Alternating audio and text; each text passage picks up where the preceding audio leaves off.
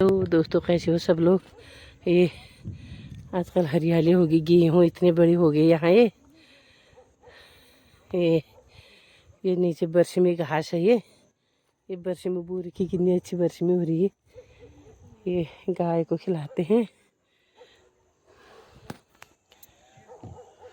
ये कितना अच्छा मौसम हो रहा है।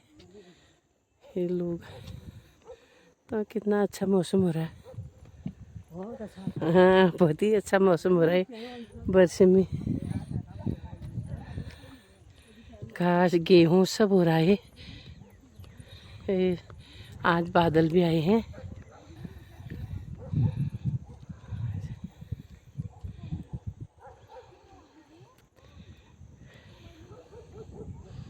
चारों तरफ से हरियाली हरियाली है। काटे सावा घा ससुर तबियत ठीक सा सौभाग्य होती बेटा, सौभाग्य होती। हाँ और क्यों हो बकाया सब ठीक रहने वाल। चलो यार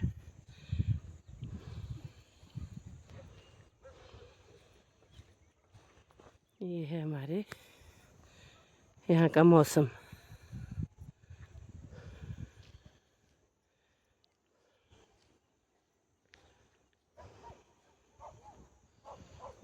इतना साफ मौसम हो रहा है पूरा, तो कितना साफ मौसम हो रहा है।